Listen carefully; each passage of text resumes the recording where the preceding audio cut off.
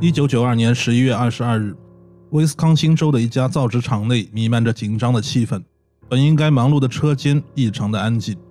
工人们和警员一起围在7号车间的纸浆槽旁，他们正在抽出浆槽内的纸浆。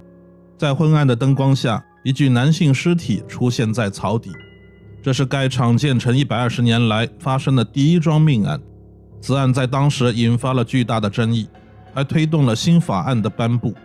这就是今天所要讲述的绿湾造纸厂谋杀案。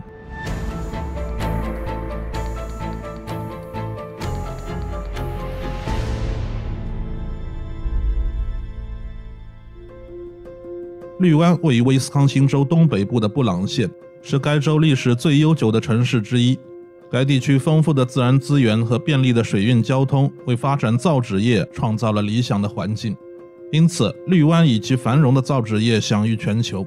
这一产业的历史最早可以追溯到19世纪，其中詹姆斯河造纸厂就在这个理想的环境中诞生。它坐落于绿湾中心以北的工业区，福克斯河和东河在此交汇。这家工厂曾为绿湾赢得了世界卫生纸之都的美誉。造纸业不仅给绿湾赢得了盛名，引入了大量资金，还为当地提供了众多的就业机会。许多家庭世代都在造纸厂工作，受害者汤姆·孟菲尔斯就是其中之一。他1957年出生于绿湾，案发时35岁。他和妻子苏珊结婚多年，并育有2个可爱的孩子。汤姆在詹姆斯河造纸厂已经工作了10年，在此之前，他曾在海岸警卫队服役。他的父亲和叔叔都曾在这家工厂工作，是人们口中值得信赖和可靠的人。汤姆和他的父辈一样，从不做违反规章制度的事，因此受到雇主和管理者的喜爱。但在工厂里，通常会有一些得过且过、不太守规矩的人，而且他们还会形成小团体。在这些人的眼中，汤姆非常碍眼。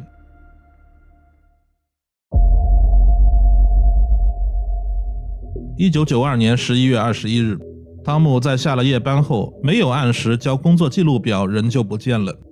8点左右，汤姆同工位的同事43岁的皮亚斯将这一情况报告了车间管理。事后，皮亚斯表示，他这样做的目的并不是关心汤姆，而是想让管理找汤姆的麻烦，因为他就是小团体的一员。车间管理组织工人找遍了车间，也没有找到汤姆。管理员打电话到汤姆家，汤姆的妻子苏珊说汤姆没有回家。在接下来的2天里，管理员和工人们继续寻找汤姆。汤姆的便装挂在储物室里，工作记录表没有写完，车停在停车场，很明显汤姆没有离开工厂。11月22日晚上，汤姆仍然不见踪影。车间管理员怀疑汤姆可能是出事了，于是决定关闭所有机器，抽干纸浆槽，并报了警。警方很快来到现场，和工人们一起检查浆槽。随着纸浆一点点的减少，一具男性尸体在浆槽底部渐渐地显露出来。他的脖子上系着绳索，另一头绑着一个约22公斤的重物。尸体上满是纸浆混合物，经确认，死者正是汤姆。纸浆槽是个直径6米、深度6米的圆柱形槽体，大部分槽体在地面以下，露出地面的部分约 1.2 米，像一堵矮墙。浆槽底部有一个搅拌器，工作状态时，搅拌器会以每分钟约200转的速度旋转，这不是轻易可以掉进去的地方。警方认为这是一起谋杀案。几分钟后，大量警员和法医专家赶到现场，他们迅速展开了调查和取证。但这个凶案现场较为特殊，他们没有发现任何血迹，也没有找到任何凶器，除了尸体，几乎没有任何线索。由于被槽内的化学物质侵蚀和螺旋桨的刮擦，汤姆的尸体有明显的腐烂，头骨和舌骨骨折，身体其他部分还有不同程度的损伤。这些损伤并不都是在浆槽内造成的，他在生前遭到过殴打。另外，汤姆的口鼻和肺部都有纸浆混合物，这说明他在掉进浆槽时还没有死亡，他的死因是被系在脖子上的重物勒死的。这起离奇的命案成为第2天报纸的头条。由于在案发现场获取的线索极为有限，汤姆又是在工作场所死亡的，因此警方开始对工厂内与汤姆有交集的人开始调查。在调查过程中，警方了解到汤姆是一个老好人，从不与人发生冲突，但最近他和凯斯似乎有些矛盾。凯斯就是小团队的头目，他们一伙人是工人眼里的厂霸，经常成群结队欺负人。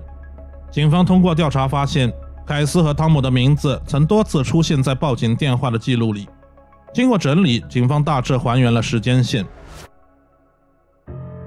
1992年11月10日，汤姆在上班时无意间看到凯斯从工厂里偷了一段电缆。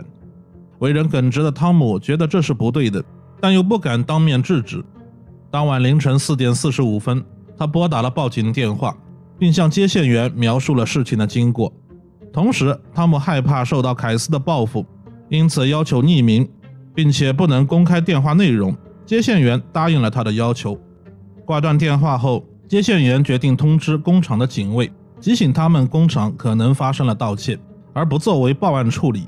当时他觉得无法确定事件的真实性，而且在工厂里只要持有废料通行证，工人们从工厂拿废品并不奇怪。因此这通电话只是被录音和记录，并没有做出书面报告，也没有按流程交给通讯部保管。当天凯斯在下班经过门岗时被警卫拦了下来，并要求搜查他的车。凯斯推脱说赶时间，并与警卫发生了口角，最后强硬地拒绝检查并开车离开。第二天11月11日，凯斯上班后被叫去了工会。在工会的听证会上，他被做出了停职5天并扣除部分薪资的处罚。因为工会成员知道这事不会是空穴来风，凯斯确实是会做出这种事的人。在会上，凯斯得知这一次是有人向警局告发了他。对此，凯斯非常愤怒，因为如果因盗窃工厂财物被解雇，他将很难再在绿湾找到工作，而且向来都是他欺负别人，没想到竟然有人敢这么做。在停职期间，凯斯与工会主席马林·查尔斯进行了交谈。凯斯希望能知道是谁报了警，他要控诉这个人诬陷了他，但是他并没有得到答案。此事很快在整个厂传开，汤姆感到非常害怕。11月12日，汤姆再次拨打了报警电话，他与接线员丹尼斯进行了交谈，并向他阐述了打电话的目的。汤姆表示他很担心凯斯会发现是他报的警，他了解凯斯的为人，如果被凯斯知道，肯定会对他进行报复。丹尼斯在电话里向汤姆保证，电话记录有保管流程，绝对不会对外公开。11月16日，凯斯没有选择拨打报警电话，而是直接拨打了绿湾警局，声称他被同事陷害，希望警局可以帮忙证明，并要求他们提供电话录音的副本，但没有得到明确的答复。11月17日，凯斯在停职5天后返回工作岗位。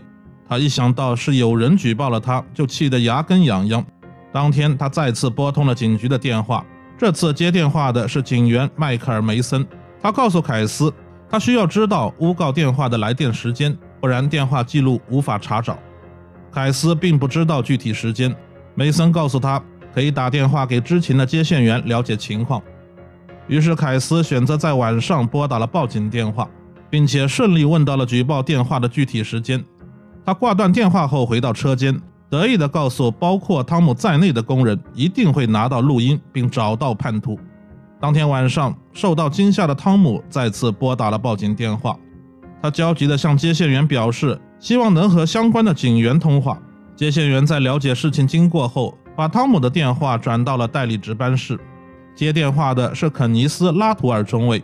汤姆完整描述了事件的经过，他告诉拉图尔他现在非常害怕，如果被凯斯发现一定会杀了他，他现在不敢回家，也好几天没好好睡觉了。拉图尔说录音不会被公开，因为录音是通讯部门负责保管的，要取得电话录音需要非常复杂的流程。同时拉图尔还给了汤姆通讯部的同事兰普金的电话。11月18日，汤姆给兰普金打了电话，在得知前因后果后，兰普金告诉汤姆要拿走录音带必须经过他的手，所以让他放心，录音不会被公开。其实当时发生了一个巨大的错误，那就是汤姆的录音带并没有被封存起来走保管流程，直到汤姆去世1周后，兰普金才对这份记录做了补充的流程。11月19日，凯斯打电话给警员梅森，将诬陷电话的时间告诉了他。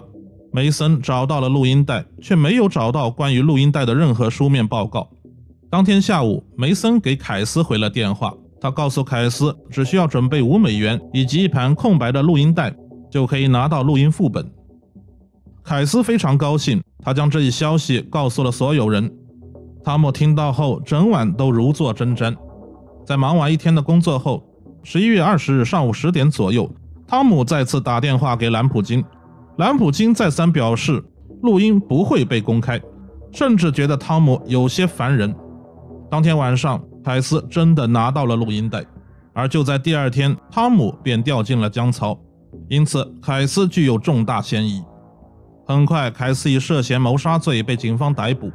在审讯中，凯斯坚决否认杀害了汤姆。他告诉警方，他拿到录音带后自己先听了一遍，他觉得像是汤姆，但他和汤姆并不算太熟，不能完全确定，所以他找了汤姆同工位的同事皮亚斯，让他再辨认一下。皮亚斯确定这就是汤姆。第二天，也就是11月21日早上7点多，汤姆正在自己的7号工位上看报纸。凯斯来到汤姆的工位，身后跟着皮亚斯，然后他把录音机放在了汤姆面前，并按下了开关。汤姆惊恐地瞪大了双眼，他最担心的事还是发生了。汤姆当时就承认电话是他打的。随后几个人拿着录音机在各个工位转悠，让大家都知道他找到了叛徒。等到他再次回到汤姆身边时，身后又多了几个人，他们分别是约翰逊、巴斯滕、西恩、摩尔以及皮亚斯。他们准备给汤姆吃点苦头。凯斯说，那天早上他确实找了汤姆的麻烦，但绝对没有将他丢进江槽。他记得大约在7点50分时离开了汤姆的工位，当时汤姆还活着，那是他最后一次看到汤姆。凯斯所提到的5个人也在不久后被警方逮捕，但他们所说的和凯斯说的相似。由于证据不足，警方不得不在24小时后将他们释放，能做的只是对他们进行监视。警方也会翻查他们的生活垃圾，查看他们的通讯记录，但没有得到任何线索，调查工作就此陷入僵局。同年12月1日，詹姆斯河造纸厂对凯斯等6人进行了停职3个月的处罚，理由是他们未经许可擅自进入他人的工位。1993年3月，凯斯被解雇，其他人返回工作岗位。詹姆斯河造纸厂的副总裁沃伦在解雇信中写道，在工作中组织和参与具有恐吓性、报复性的行为是无法容忍也是不能纵容的。此外，厂方还悬赏$25,000奖励可以提供细节和线索的人。半年后，奖金更是增加到$35,000。可是案件始终没有进展，媒体的报道也时常在提醒着这一点。当地警方在此案中处于尴尬的位置，他们也因此受到了前所未有的压力。1993年10月，州立法机关通过了孟菲尔斯法案，该法案旨在加强执法部门对证物的管理，以及提高信息发布的安全性。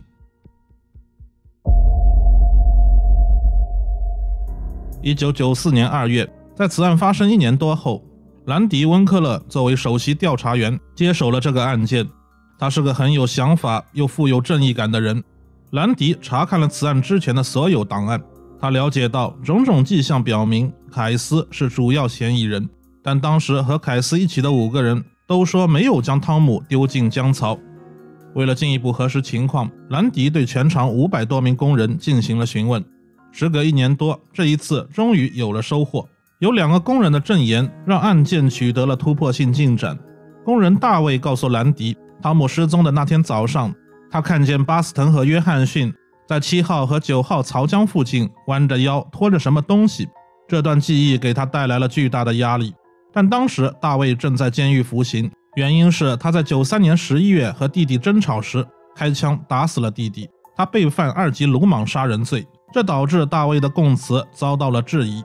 另一个关键证言来自凯斯的朋友布莱恩·凯尔纳，他就住在凯斯家的附近，和凯斯关系不错，也认识所有与案件相关的人。凯尔纳告诉警方，在事件发生以后，凯斯曾多次谈到那天发生的事。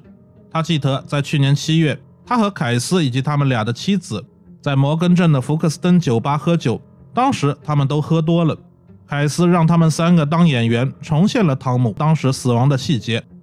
他先是怂恿摩尔和西恩骚扰汤姆，在7点34分左右，汤姆正在填写工作记录表，西恩上前推了汤姆，而在工作记录表的7点34分那一格刚好有一个划痕，这绝不是巧合。然后两人将汤姆逼到发泡机旁，在那里他们就告发凯斯的事与汤姆对峙。这时摩尔走到汤姆身后，用扳手打了他的头，之后两人就对汤姆拳打脚踢。约翰逊、巴斯滕、皮亚斯则在一旁起哄。凯尔纳还说，在案发不久后，他和凯斯一起修车的过程中，凯斯不小心将扳手掉到了他的头上。他还开玩笑地说，凯尔纳有汤姆·孟菲尔斯肿块，这是发生在尸检结果公布之前。另外还有一名拒绝作证并要求匿名的工人告诉兰迪，他目睹了这场对峙发生的过程，包括看到摩尔用扳手殴打汤姆。这一场景与凯尔纳描述的一样。其实在询问过程中，还有其他人表示看到了当时的情况，但过段时间他们又会全盘否认，并拒绝再向警方提供协助。这应该是他们担心自己的下场会和汤姆一样。另外在兰迪单独审讯巴斯滕的时候，巴斯滕近乎崩溃，他双手捂着脸说，我不想让汤姆死。布朗县地方检察官约翰扎克斯基指出，不一定需要照片、目击者，有时候间接证据比直接证据威力更大。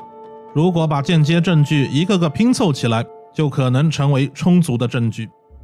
1995年4月12日，在案发2年半后，警方正式逮捕了凯斯、皮亚斯、摩尔、约翰逊、巴斯滕以及西恩，媒体把他们称为孟菲尔斯6人组。检察官约翰呼吁，希望知情者能挺身而出，提供有价值的线索。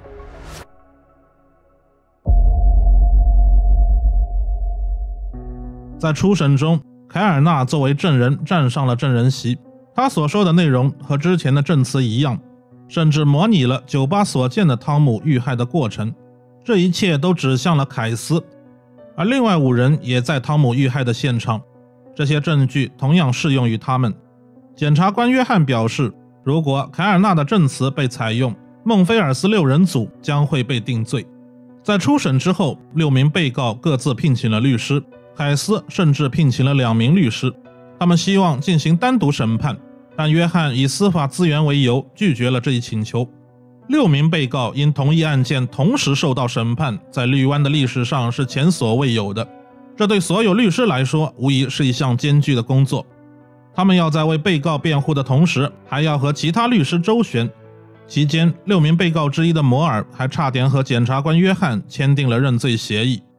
孟菲尔斯6人组的联合审判于1995年9月底在奥塔加米县法院进行，审判一共持续了整整6周。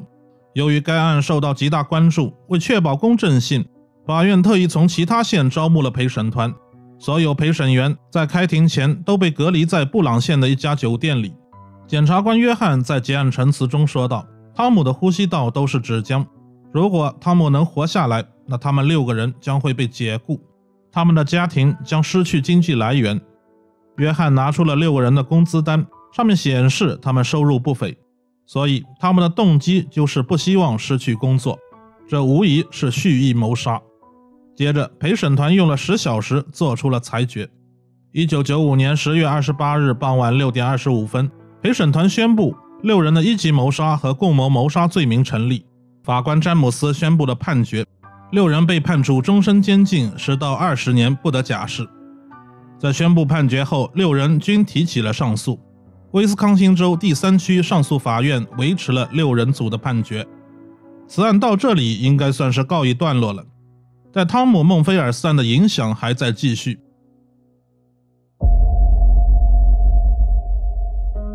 汤姆的妻子苏珊雇佣了律师布鲁斯，向绿湾警局以及公布录音带的警员提起了民事诉讼。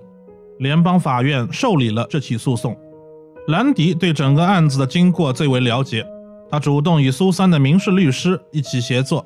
兰迪表示他会上庭作证，在这个过程中，兰迪受到警告，让他不要说太多。他的家门口总是停着一辆警车，监视兰迪和他的家人。尽管如此，兰迪还是想做正确的事。最终，苏珊在民事诉讼中获得了胜利，并因此获赔210万美元作为赔偿。联邦法院对汤姆家人诉讼的裁决也开创了先例，这让绿湾和绿湾警局的形象跌落谷底。在这之后，兰迪发现他被孤立了。他于1997年10月31日因创伤后应激障碍而提前退休。事后，他要求市政府给予工伤赔偿，但被以判断力差、不负责任的行为和冲动控制力差并不等于精神损伤为由而拒绝了。2001年，迈克尔·皮尔斯的再次上诉在密尔基沃联邦法官麦伦·戈登的批准下取得了成功，并推翻了之前的定罪，改判为无罪释放。法官麦伦指出，缺乏足够的证据表明皮亚斯与汤姆的案件存在关联，因为如果他参与了谋杀，应该不会在找不到汤姆时报告管理员，这不合逻辑。然而，检察官约翰认为这次释放是错误的，他坚信皮亚斯是有罪的，而且这是一个集体共谋事件。如果皮亚斯是无罪的，那其他5个人也应当被无罪释放。需要注意的是，联邦法官有可能忽略了一个关键点，即皮亚斯被定罪的罪名其中包括共谋谋杀，而不只是单一的谋杀罪。这一事件再次引起了争议，也是从这时开始，越来越多的人开始支持6人组无罪。2009年8月，《孟菲尔斯阴谋》一书出版，作者丹尼斯·古利克森和约翰·盖伊用了10年写成该书。他们认为孟菲尔斯6人组是无辜的，并在书中提出了很多质疑，其中有一条，汤姆脖子上的绳子以及重物一直放在7号车间非常偏僻的角落，凯斯他们不应该知道这些东西的存在，知道的只有7号车间的皮尔斯和汤姆。如果皮尔斯没有参与谋杀，那最有可能的结论就是汤姆是自杀的。自2010年起，一群主张6人无罪的民众每年都会在定罪日举行为真理和正义行走的活动。令人意外的是，汤姆的弟弟卡尔·孟菲尔斯也是该定论和活动的拥护者之一。凯尔经常参加活动并写信支持凯斯等人。凯尔·孟菲斯回忆说，苏珊在听到车载收音机里关于汤姆脖子上的绳子和重物信息后，立刻开车去银行查看保险箱。他在那里足足待了15到20分钟。卡尔对此表示疑惑，他认为苏珊应该知道的更多，但他没有告诉警方。此外，卡尔还曾把家里汤姆打结的绳索和汤姆脖子上的绳索做了对比，打结的方式是一样的，这是一种非常特殊的打结方式。越来越多的人相信孟菲尔斯6人组是被冤枉的。布莱恩·凯尔纳在多年后承认，凯斯在酒吧里从来没有谈论过关于汤姆的案子，这一切都是捏造的。他说当时兰迪审问了他8小时，他受到了威胁，供词是兰迪虚构的。